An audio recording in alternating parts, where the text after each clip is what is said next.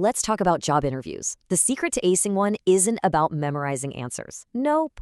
It's about having a strategy. It's about turning what feels like an interrogation into a conversation where you prove step by step that you are the solution they've been looking for. Why do you want to work here? This is a test. They want to know if you're just looking for any old job or if you actually want this one. A great answer here makes all the difference. So the key is to show you've done your homework. You can talk about their position in the market, how you admire their customer-first approach. The real goal is to align your own growth with their success. You're basically saying, I see a future here and I want to be a part of it for the long haul.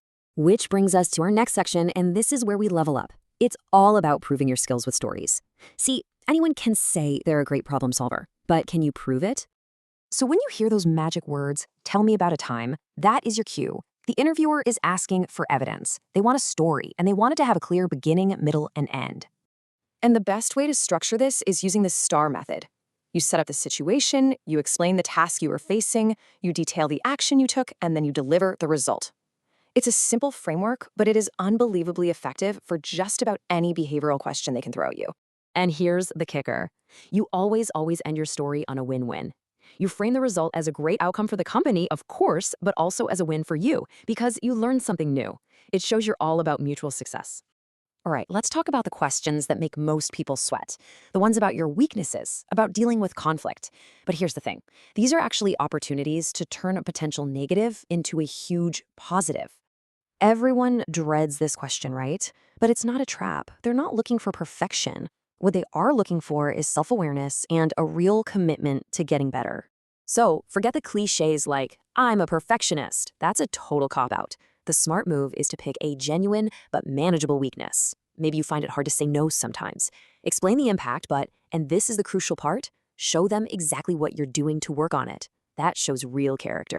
With this one, the interviewer is trying to figure something out. Are you a problem solver or are you a drama creator? You obviously want to prove you're the first one.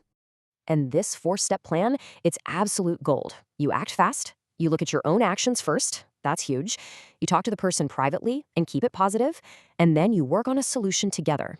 It's a perfect blueprint for showing you're a mature professional.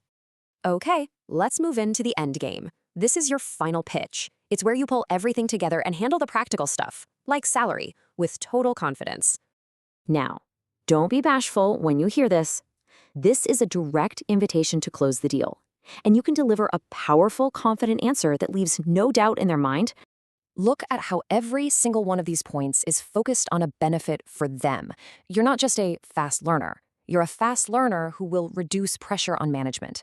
You're not just commercially aware, you understand customer value. See the difference? You're connecting your skills to their problems. The money question. This can feel tense, but if you handle it strategically, it just shows more of your confidence and value. First things first, you need to anchor the conversation in reality.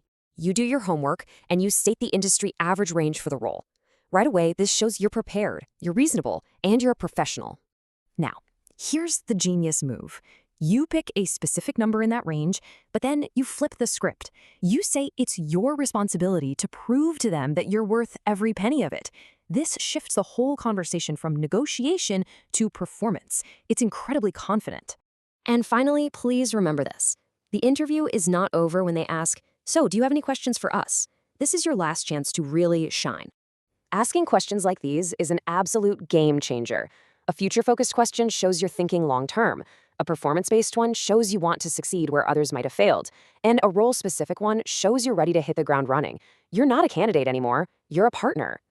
And this is what you're listening for. When the interviewer pauses and says, that's an excellent question, you know you've done it. You've shifted the entire dynamic of the conversation and left a seriously strong impression. So at the end of the day, what's it all about? A great interview isn't just a Q&A session where you sit back and answer questions. It's an active performance. With the right strategy, you stop being just another candidate and you become the clear, obvious solution they've been searching for.